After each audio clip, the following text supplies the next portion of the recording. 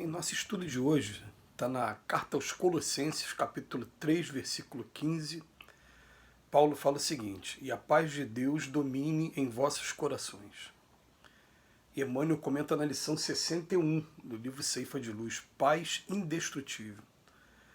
Na terra muitas vezes terás o coração cercado de adversários gratuitos, de críticas indébitas, de acusações sem sentido, de pensamentos contraditórios, de pedras da incompreensão, de espinhos do sarcasmo, de ataques e desentendimentos, de complicações que não fizeste, de tentações e problemas e de processos obsessivos. Entretanto, guarda a serenidade e prossegue agindo na extensão do bem, porque resguardando a consciência tranquila, terás nos recessos da própria alma a paz de Cristo que ninguém destruirá. Mais uma vez, uma lição falando para a gente da consciência tranquila. E remete ao programa Pinga Fogo que Chico Xavier participou, em que o apresentador do programa, até de maneira fazendo um pouco de humor, ele fez a pergunta para o Chico: Chico, como é que a gente faz para ter uma morte tranquila? Ele fala: é difícil, né, Chico? Embaixo de uma risada, e o Chico responde: não, a morte tranquila se deve à consciência tranquila. Cumpramos nossos deveres, tenhamos a certeza de que o momento de transição vai ser um momento leve quando se tem a consciência tranquila. A lição de hoje vem falar para a gente de situações que nós vamos passar, querendo ou não querendo, enquanto estivermos aqui no mundo de expiações e provas. Porque esse tipo de situação procura a gente em qualquer lugar que a gente vá, porque faz parte da natureza humana. A gente tem que tomar muito cuidado para que nós não sejamos um desses aqui a estar praticando uma dessas atitudes. Mais uma vez, Emmanuel enumera 10 atitudes, né? Porque a gente sabe que num mundo como esse é muito melhor a gente sofrer uma injustiça do que cometer uma. Então que nós não sejamos, de forma alguma, os autores de alguns desses comportamentos. Mas ele fala pra gente, ó, na terra muitas vezes terás o coração cercado, adversários gratuitos, pessoas que nunca te conheceram, nunca te viram e não te deram ainda a oportunidade de você mostrar quem você é, e simplesmente diz que não gostou de você por algum motivo e começa a tratar de maneira amistosa, né, nada amistosa, sem ter um motivo justo para isso.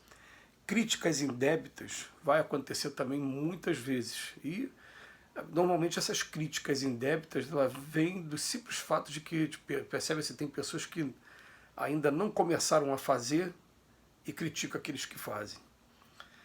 Então a gente fica assim, até mesmo na oratória, mesmo quando você está falando, a gente percebe que você está ali usando a palavra durante um período de 50 minutos, uma hora, e tem pessoas que têm uma capacidade enorme, poderiam fazer preleções, estudos por aí, mas elas não fazem, elas guardam aquela virtude só para elas, como diz lá na parábola até mesmo das virtudes, né?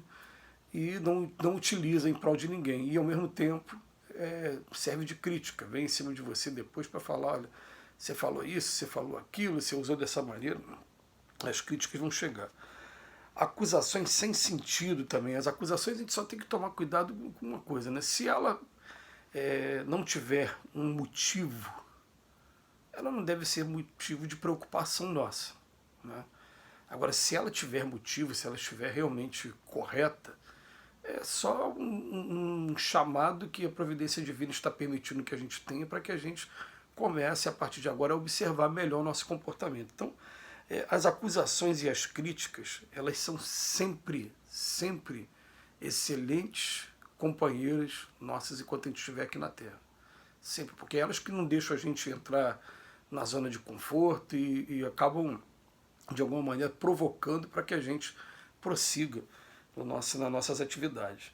Depois ele fala pedras da incompreensão. Vai ter gente que simplesmente não compreende o que você fez, não aceita, não vai aceitar, não adianta chorar, não adianta. Não adianta. É a posição daquela pessoa, você tem que simplesmente aprender a entender aquela situação. E é interessante que a doutrina espírita ela trabalha muito a ideia de vontade que você teve de magoar ou não. Às vezes você não teve a menor intenção de magoar e a pessoa ficou super magoada com você. E algumas vezes você também vai ficar penalizado, né, por ter feito alguém se sentir magoado sem você ter motivo também. Mas se a minha consciência está tranquila que eu, em momento nenhum, tive essa intenção, a gente não deve se desesperar, não. A gente vai pedir desculpa, se a desculpa não for aceita agora, acho que com o tempo vai ter oportunidade de ver, eu não tive motivo nenhum, não tive intenção nenhuma. A ideia é a intenção é essa, não teve intenção, tudo bem. Depois veio espinhos do sarcasmo. O espinho do sarcasmo, então, ele é uma coisa interessante também, porque o sarcasmo vai mexer diretamente com o ego. Né? Quando uma pessoa estiver sendo sarcástica com você, ela está, na verdade, medindo até que ponto o seu egoísmo, a sua vaidade e o seu orgulho, né, ainda vão estar ainda mexendo muito com você, porque o sarcasmo, quando ele realmente atinge, é porque a nossa parcela, principalmente de vaidade, de orgulho, tanto um como o outro, ainda é bem acentuada. Eu não consigo ainda ficar calado para aturar uma crítica, um sarcasmo. Né? Crítica não, é mais aqui no caso sarcasmo, porque o sarcasmo a gente sabe que tem um dom de pejorativo, de diminuição. Né? Depois ele fala ataques e desentendimentos. Todos que se propõem a fazer alguma coisa de bom aqui nesse mundo sofrem ataques e desentendimentos. Todos, sem exceção. Pronto. Depois vem complicações que não fizeste. É interessante que eu conversando nesse final de semana com uma pessoa que me convidou para fazer o trabalho como agente religioso em presídio, da qual eu fiquei fazendo durante 7 anos, estudando o Evangelho segundo o Espiritismo com nossos irmãos que estão lá cumprindo pena. Ele passou por um processo obsessivo muito complicado, inclusive depressivo também, provocado pela obsessão, e depois ele foi informado que aquele processo era por conta do trabalho que ele vinha desenvolvendo, que ele vinha dando continuidade, né? Até mesmo porque os trabalhos feitos em presídios, ele teve alguns trabalhadores que foram preparados, mas não houve a preocupação com a renovação dos trabalhadores. Aqueles trabalhadores estavam fazendo, foram envelhecendo, desencarnando, e a princípio não teve uma continuidade. Quem começou a dar continuidade foi essa pessoa. Então, um processo obsessivo em cima dele se iniciou por conta disso, para ver se ele parava, para ele abandonar aquele trabalho. Então, complicações que não fizeste.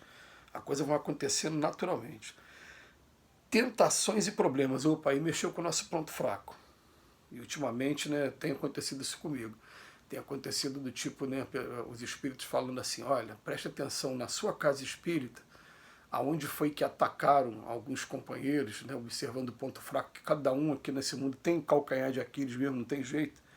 E observe aonde está o seu e aonde está oferecendo combustível para que eles possam também preparar o ataque. E aí, se você vai cair no ataque ou não, vai depender de você. Né? Mas já me deram a recomendação e a gente está procurando aqui da melhor maneira, sabendo que a gente vai passar pelos testes mesmo, os testes vão vir, e quanto maior a tarefa que você abraça, maior são esses obstáculos, essas tentações e problemas. Até aqui, até o oitavo, né? Estava vindo de fora, muitas vezes sem você ter dado motivo. Agora esse aqui, tentações e problemas, a gente pode dar motivo e vão querer pegar a gente aonde a gente tem o trabalho do burilamento do reforma íntima. E por fim, os processos obsessivos, que o estudo da obsessão é um estudo maravilhoso dentro da doutrina espírita, embora a gente tenha a informação de que, por exemplo, em um dos livros do Chico Xavier, escrito por Humberto de Campos, termina a lição falando assim, o dia que a gente estudar a obsessão como ela deve ser estudada, a gente vai descobrir que a obsessão é pior do que o pior dos cânceres aqui na Terra. Embora a gente tenha essa informação, a gente sabe que tudo que acontece no campo da obsessão sou eu que alimento, sou eu que dou brecha. A hora que eu acabar com a brecha, não vai ter mais esse processo obsessivo. Então ele termina falando, vamos guardar a serenidade, prosseguir agindo na extensão do bem, porque tendo a consciência tranquila, a gente passa por esses obstáculos todos e consegue paz, dentro de cada um de nós. Que Jesus nos abençoe hoje e sempre.